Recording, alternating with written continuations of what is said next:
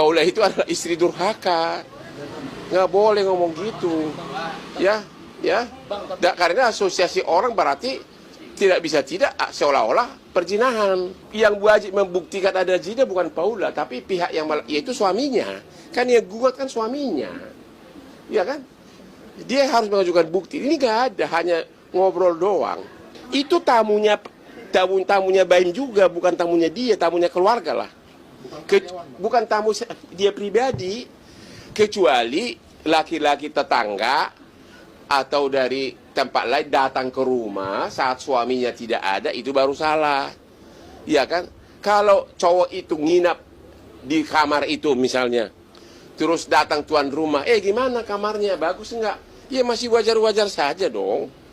Ya kan? Itu cowok itu nginap di situ adalah atas undangan dari Paula dan suaminya, kata Paula.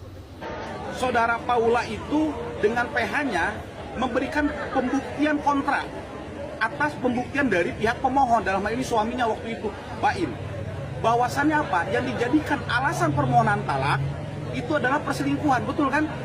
Seharusnya, tadi yang saya sampaikan, definisi selingkuh ini nggak bisa, Mbak. Definisi selingkuh dalam undang-undang perkawinan ini ada persetubuhan. Ini nggak boleh dijadikan domain alasan permohonan talak atau gugatan cerai. Kalau kita mengacu kepada apa? Yang kedua, SEMA nomor 1. Apa itu? Bahwasannya dalam kamar agama, Mahkamah Agung itu sudah menetapkan syarat-syarat yang lebih berat untuk warga negara melakukan permohonan talak atau gugatan cerai.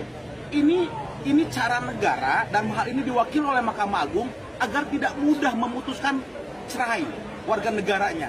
Apa salah satunya? Mereka harus sudah pisah kamar selama 6 bulan.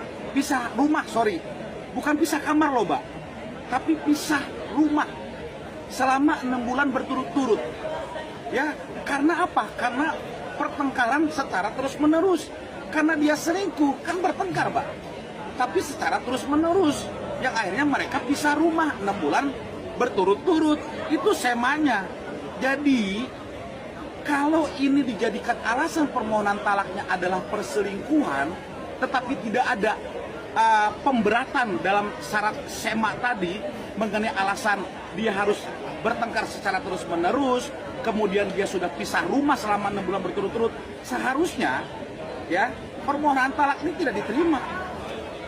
Karena kan ternyata Paula kan menyampaikan di beberapa media, betul ya, di podcast juga gitu, di wawancara, bahwasannya PH mereka sudah memberikan pembuktian kontra.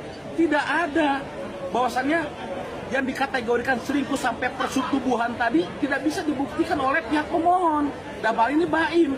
Seharusnya dalam hukum perkawinan ataupun ya kaidah dalam perceraian, dalam KHI ataupun undang-undang perkawinan, ini hakim harusnya tidak dapat meneruskan.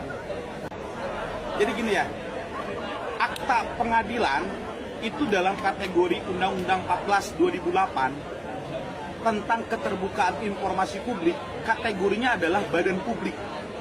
Jadi informasi apapun yang dikeluarkan oleh badan publik itu boleh di-share, tanda kutip ya. Tetapi kalau misalkan badan publiknya adalah badan peradilan dan putusan akte tersebut belum inkrah, maka nggak boleh, Mbak. Nggak boleh siapapun pihak badan publik, badan peradilan tadi memberikan pemberitahuan secara umum mengenai isi dari petikan kutipan pengadilan. Nah, kalau ada, tandanya apa? Ada oknum yang bermain, maka saran saya lakukan upaya hukum. Ini sudah melanggar. Pertama, Undang-Undang Keterbukaan Informasi Publik. Ini sudah keluar Undang-Undang ITE. Ya, yang seharusnya bukan domainnya mereka yang mengeluarkan itu. Nah, ini juga harus menjadi pelajaran gitu loh. Jangan sampai menyampaikan sesuatu informasi yang sebenarnya bukan domainnya untuk disampaikan. Ini karena pasal juga gitu loh. Undang-Undang Keterbukaan Informasi Publik. Mungkin karena tidak mau dikupingin kali itunya. Mungkin bisa jadi. Sama anak-anak mungkin, atau mbaknya takutnya itu mungkin ada pekerjaan atau apa gimana mungkin. Mungkin. Dan itu sering. Tapi anak-anak nggak masalah dengan. Ya nangis. Terus nanti mbaknya yang dimarahin, susternya yang nggak bisa itu bujukin tuh dimarahin. ibu yang melihat yang di kamar mungkin mengayomi ya, kita pun sebagai pekerjanya, karyawannya melihat sesuatu kabain baik ibaratnya kayak ya royal, ibaratnya dermawan lah, melihat orang susah pun dia bantu, ibaratnya di rumah pun ibaratnya kita selalu sebagai karyawannya dia selalu menyapa, ibarat tanpa melihatkan ekspresi kesedihannya, walaupun kita di rumah pun tahulah kondisinya seperti apa, makanya kita akan selalu support apa yang menurut kita benar, ibaratnya. Karena kita pun yang selalu melihat dan tahu situasinya, ya bisa membedakan mana yang baik dan mana yang buruk. Artinya di sini ada antara kedua orang ini ada yang tidak baik dong ya? Kalau bukan di bawah Arik sih bukan tidak baik jatuhnya ya, mungkin nggak terlalu dekat lah dengan salah ibarat karyawannya atau kerjanya, ibaratnya kayaknya ya cukup kita tahu kegiatannya cukup. Kalau saya pribadi kan selalu keamanannya tahunya keluar masuk rumah doang. Nah tapi kalian sendiri dengan bapak artinya dihujat oleh para warga ini gimana buat kalian, orang-orang yang memang deket ya gitu lah, artinya kalau mungkin yang di luaran itu kan hanya melihat, mendengar, membaca.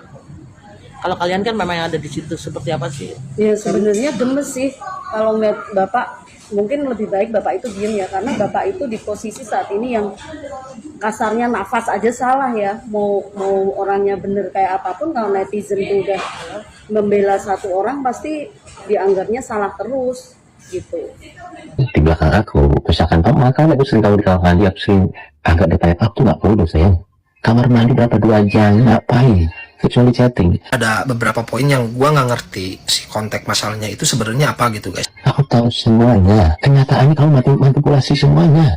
Dan aku nggak ngerti buat apa kamu tinggal minta. Aku nggak pernah bilang enggak kamu minta satu kali pun. Kalau aku tegas, itu berarti ada kebaikan di situ. Jangan menggampangkan uang. Sesimpel itu. Buat kalian yang bener-bener ngikutin, tolong bantu komen. Gua udah rangkum si rekamannya. Itu ada beberapa poin yang Udah Paula, kamu mau sepintar apa berdalih sekarang? Sudah kebaca semuanya di chat. Itu kamu yang nulis. Bukan, maksud aku adalah aku tuh sebenarnya istilahnya ngobrol ke situ tuh supaya apa yang ada di isi hati aku aja, maksudnya. bikin gua nggak ngerti sama konteks masalahnya. Yang pertama, apakah Paula selingkuh? Terus yang kedua, apakah Paula hanya curhat tapi mungkin jelekin Baim? Terus yang ketiga, apakah Paula memanipulasi keuangan dari usahanya Baim? Iya, gue nungguin dia pergi nih. Lama banget gue mau pergi. Hah?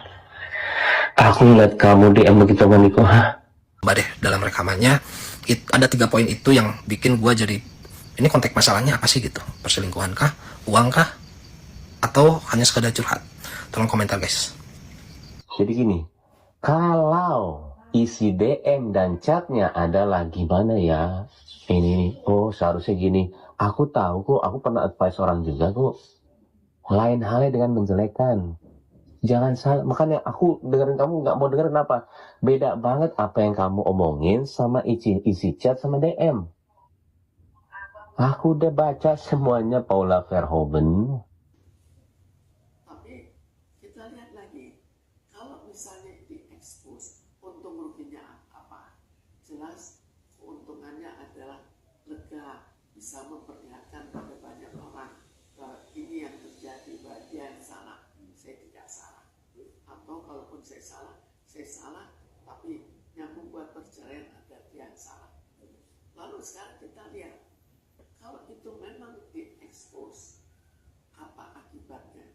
Sebetulnya di sini jangan kita lihat akibat bagi mantan istri, karena akibat dari mantan istri kan lebih saya dendam, maka biarkan saja, tambah terekspos ya tambah senang. Itu kalau dilihat dari segi dendam dari seorang suami. Tapi kita lihat juga kedua-duanya punya anak. Sekarang kita lihat lagi pengaruh terhadap anaknya. Kalau ini diumbar kemana-mana, bagaimana dengan anaknya? Di sekolah pun dia akan dibully. Sekarang apakah dia masih sayang ke anaknya?